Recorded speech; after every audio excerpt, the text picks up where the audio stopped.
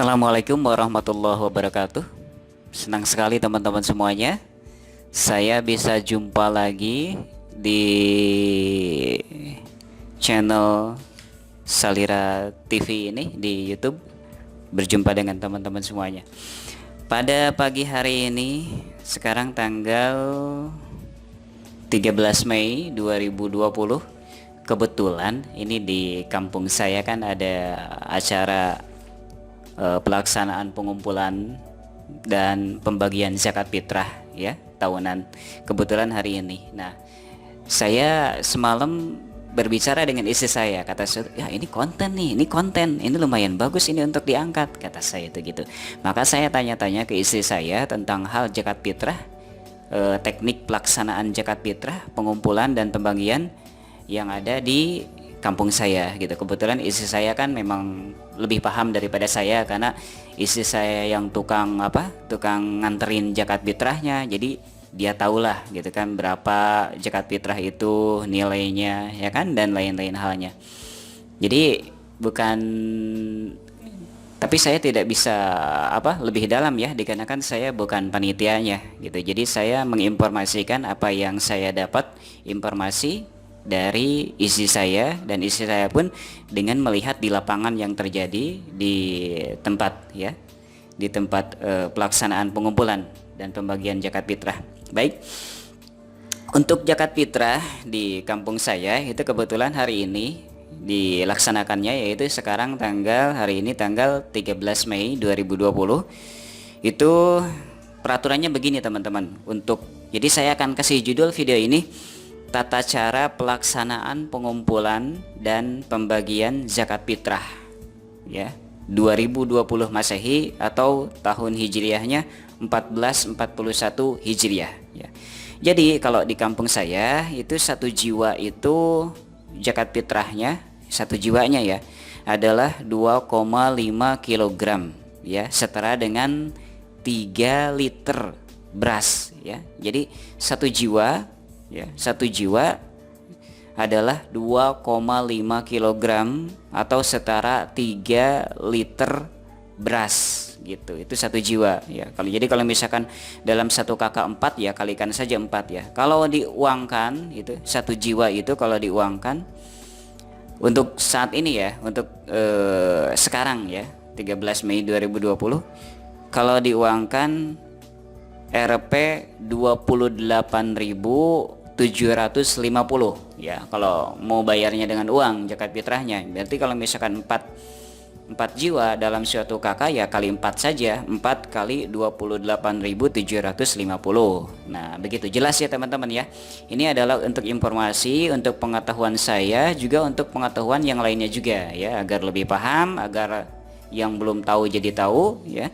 Kemudian kata saya tuh, itu dibagikannya bagaimana, kata istri saya, karena istri saya yang suka menerimanya, kadang kebagi juga ya, emang kata istri saya kebagi ya, rata semua. Jadi semua warga itu dibagi, satu jiwa itu 1 liter ya, 1 liter beras, kata istri saya, karena istri saya yang menerimanya ya.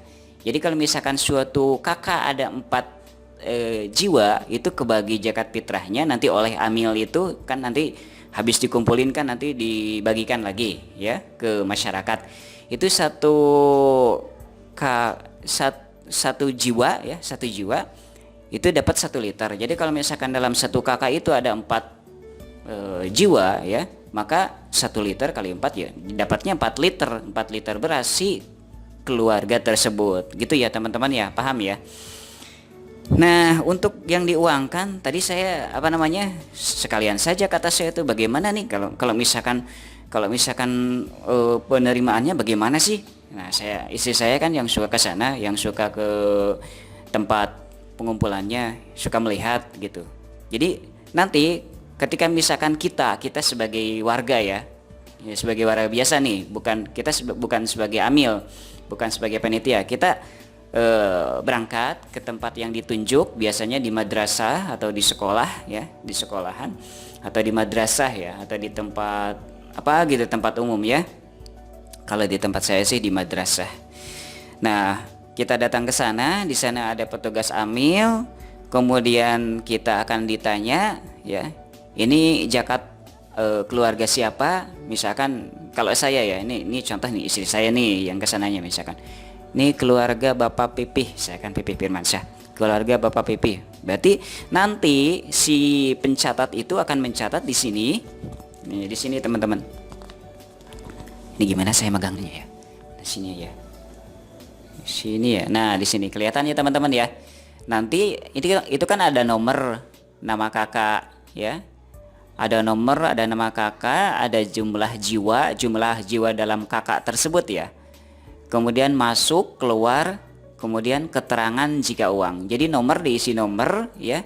Terus nama kakak diisi nama kepala keluarga, kemudian jumlah jiwa berapa dalam kakak tersebut. Kalau saya misalkan 4 jiwa ya. Masuk itu artinya mau zakat fitrahnya berapa nih ke amil, ke pengumpulan, karena misalkan saya kan 4 ya, misalkan saya 4, maka itu masuknya misalkan wow, yaudah saya akan ngasihnya 3 saja ya, yang masuknya 3, jadi ke amilnya 3, kemudian yang kolom keluar itu diisi dengan misalkan 1, kan sisanya 1. Kalau di keluarga saya ada 4 jiwa, berarti 1 itu untuk siapa?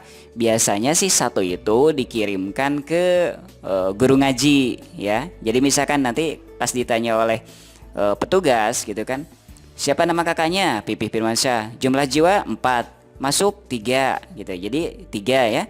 Terus keluar 1, maksud keluar itu jadi yang tidak keamilkan, itu disebutnya keluar. Misalkan dikirimkan ke guru ngaji ya, itu keterangan jika uang itu jumlah uang. Kalau misalkan saya ngirimnya bayarnya bukan dengan beras tapi dengan uang, misalkan 4 jiwa, yaudah 28.750 kali 4, maka oleh si pencatat ditulis di keterangan jika uang itu senilai ya uangnya kan 28.750 kali 4 gitu ya teman-teman ya.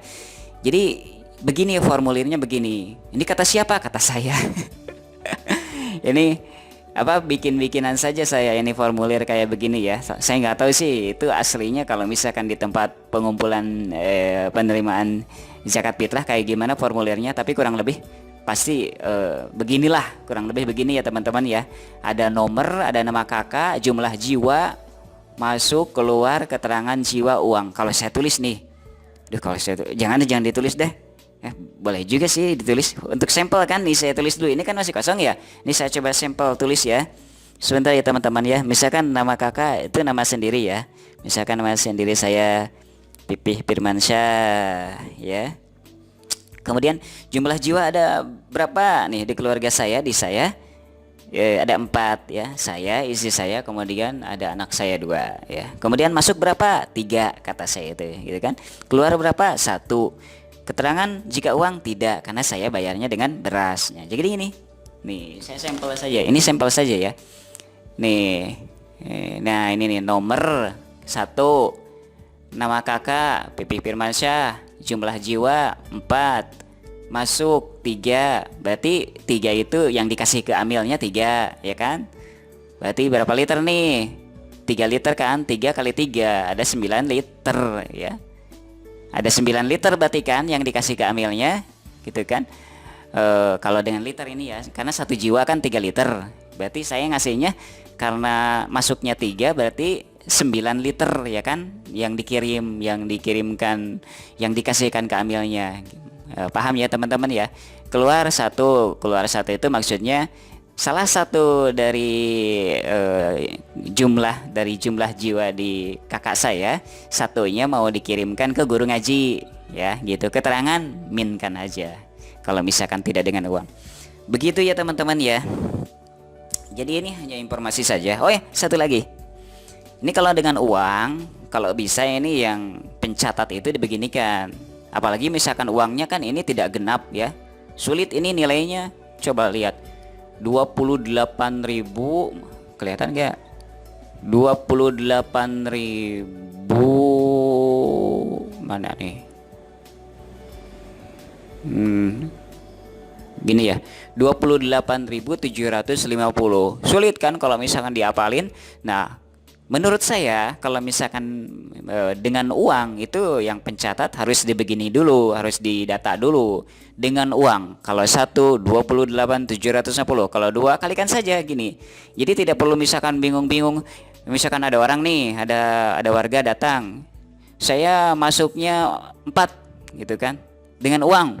Ngitung dulu pakai kalkulator. Jadi supaya nggak gitu. Jadi ditulis saja begini di buku catatannya yang penjaga itu tuh kan 1, 2, 3 saya sampai 12 ya, 12 jiwa berarti dalam satu keluarga ya, itu targetnya ya, masa lebih dari 12, banyak banget. Jadi saya sampai 12 nih teman-teman ya, sampai 12 tuh kelihatan gak ya, mudah-mudahan kelihatan ya.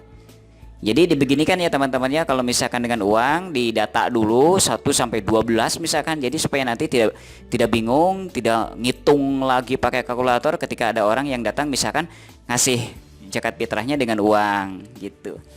Demikian yang bisa diinformasikan, mudah-mudahan informasi ini bermanfaat walaupun sebentar, ini 12 menit ya. Mudah-mudahan bermanfaat ya teman-teman ya. Mohon maaf ini sangat minim sekali informasi yang saya berikan ya, karena saya tahunya begini, saya bukan amil zakat fitrah soalnya ya, saya hanya menangkap apa yang saya tahu ya dari sekitar gitu ya, dari warga sekitar. Demikian, semoga bermanfaat.